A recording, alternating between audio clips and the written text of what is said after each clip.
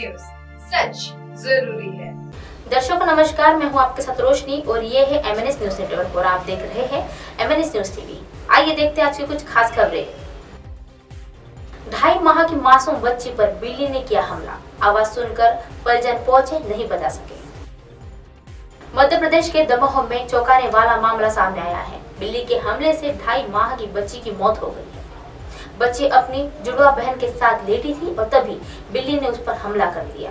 आवाज सुनकर परिजन पहुंचे और उसे गंभीर हालत में इलाज के लिए अस्पताल लेकर गए और जहां इलाज के दौरान मासूम बच्ची की मौत हो गई। जानकारी के मुताबिक मामला दमोह की एक सुरेखा कॉलोनी का है और देहात थाना की एक सागर नाका चौकी में सुरेखा कॉलोनी के अनुभव एक होम में निवासी नीलेश रखे ने बताया है कि उनकी पत्नी ने 16 जनवरी को जुड़वा बच्चों को जन्म दिया था और बेटी शिवांशी और खरे 2 माह 15 दिन की है और जो रविवार सुबह उनकी दूसरी बहन के साथ पलंग पर सो रही थी और वह पूजा कर रहे थे। बच्चों की मां बाथरूम में थी और उसी दौरान एक बिल्ली कमरे में आई और उसने बेटे शिवांशी से सिर पर हमला कर दिया, जिसमें सिर के ऊपरी हिस्से में काफी चोट आई और बेटी जोर जोर से रोने लगी और कराने लगी। बेटी खून से लथपथ लहूलुहान हालत में थी और बिल्ली पलंग पर बैठी थी। उन्होंने बिल्ली को भगाया तो परिजनों के साथ बेटी को अस्पताल ले जाया और आए इलाज के दौरान उसकी मौत हो गई। सागर नाका चौकी प्रभारी गरिमा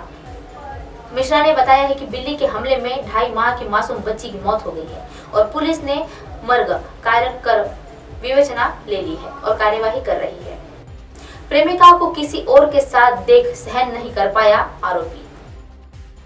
विसर्जन के लिए शीतला तालाब में एक सुपैया गई 2 बहनों के एक बदमाशों ने चाकू से वार कर दिया है और दोनों बहनें नाबालिग है और घटना की बड़ी बहन की सीने पर चाकू पड़ने से उसकी मौत हो चुकी है। वहीं उसकी छोटी बहन को एक बार चाकू के बाद 2 तालाब में कूद गई और उसकी जान बच गई। आरोपी ने और मृतकों ने बीच में प्रेम प्रसंग था, लेकिन 2 महीने से पहले आरोपी चोरी के मामले में जेल गया था और इसी दौरान उनकी गर्लफ्रेंड का किसी और से चक्कर शुरू हो गया और आरोपी ने उसे किसी और लड़के के साथ घूमते देखा भी लिया था और लेकिन इस बात से उसे सहन नहीं कर पाया था, जिसके बाद उसने अपनी गर्लफ्रेंड की हत्या कर दी और उसे बचाने के लिए आई उसकी छोटी बहन पर भी चाकू से हमला कर दिया। घटना के बाद जांच में जुटी सुपेहा पुलिस ने आरोपी को गिरफ्तार कर लिया है। जानकारी के अनुसार उक्त घटना गुरुवार की दोपहर करीब 3 बजे की हुई है। इंदिरा नगर सुपेला निवासी आरोपित महेश यादव 20 वर्षीय ने दुर्गा सुपेला निवासी सुमन शाहू 15 वर्षीय और उसकी छोटी बहन सरिता शाहू 14 वर्षीय को चाकू मार दिया और दोनों हमले में वह जवारा एक विसर्जन देखने के लिए गई थी और वह दोनों तालाब के बीच में ही रेप पर वह खड़ी हुई थी और वह कार्य देख रहे थे।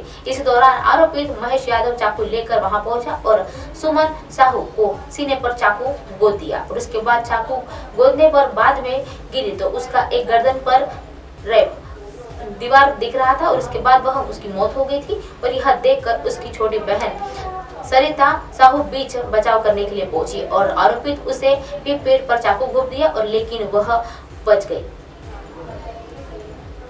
जिससे उसकी जान बच गई और घटना के बाद आरोपित मौके से फरार हो गया और सुपेला के एक शासकीय कन्या विद्यालय परिसर के शराब का एक पीकर वही बैठा हुआ था और वह पतासाजी के साथ दौरान पुलिस ने आरोपी को कई से गिरफ्तार किया है और पुलिस ने बताया है कि 2 महीने पहले ही पुलिस ने आरोपित महेश यादव और उसके 4 साथियों को चोरी के मामले में गिरफ्तार किया था और बीते 28 फरवरी को वो जेल से छूट गया था। पिछले ही बना ली थी योजना, 3 दिन पहले ही किया था चाकू खरीद। 2 सप्ताह पहले जब आरोपियों से जेल में छूटा तो वह सुमन शाहू ने मिला था और इस समय सुमन ने बोल दिया था कि उससे अपराध करने के कारण उसे संबंध खत्म कर दिया था और फिर भी आरोपी उसे पीछे पड़ा हुआ था। करीब 10 दिन पहले आरोपियों को जानकारी हुई थी कि सुमन का किसी और लड़के के साथ प्रेम संबंध हो रहा है और जिससे सुमन की उस लड़की के साथ घूमते हुए देख लड़के का पारा चढ़ जाता है और चाकू से हमला कर देता है। ये देखने के बाद काफी ज्यादा आक्रोशित हो गया था लड़का और उसके बाद मारने की योजना बना ली और उससे 3 दिन पहले चाकू खरीद लिया था। इसी पता चला था कि सुमन हर बार एक नवाजा से विसर्जन की एक शीतला तालाब आती है तो वो तालाब के पास बैठकर उसका इंतजार कर रहा था। जैसे ही वह उसे मौका मिला उसने सुमन की चाकू मारकर हत्या कर दी।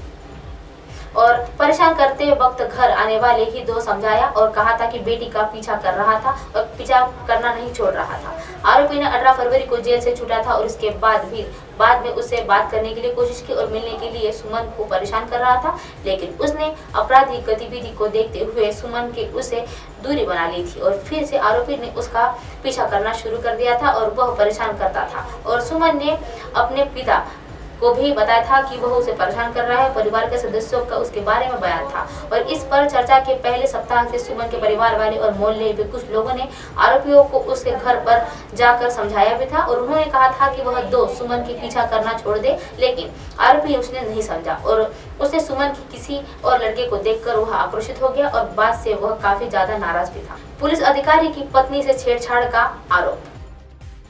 मुंबई के दिंडोशी एक शैलेश हरिश्चंद्र गरब नाम के एक 46 वर्षीय व्यक्ति को एक पुलिस अधिकारी की पत्नी को छेड़छाड़ करने के आरोप में गिरफ्तार कर लिया है। दिंडोशी पुलिस ने यह जानकारी दी है कि दिंडोशी पुलिस के बताया गया है कि आरोपी नाम का एक शैलेश हरिश्चंद्र गरब ने उसकी 40 वर्ष की है और उसके बाद पुलिस ने कहा है कि आरोपी के खिलाफ भारतीय दंड संहिता की धारा 354 और 506 के तहत मामला दर्ज कर लिया है। 3 दिन पहले ही एक बार फिर हुई थी महिला के साथ छेड़छाड़। 3 दिन पहले भी मुंबई के बेंगलुरु की 31 वर्षीय महिला के साथ छेड़छाड़ का मामला सामने आया था। जानकारी के मुताबिक महिला एक प्राइवेट पार्टी में शामिल होने गई थी और इसलिए बेंगलुरु में मुंबई आई थी और वहां बांद्रा के ही एक कैफे में वह बार में कथित तौर पर उसके साथ अज्ञात शख्स ने छेड़छाड़ की थी और हद तो तब पार हुई जब उसे प्रबंध के लिए उसके शिकायत पर अज्ञात लोगों ने बयाज उसे बार में चले जाने के लिए कहा था। सीसीटीवी फुटेज भी सामने आया है।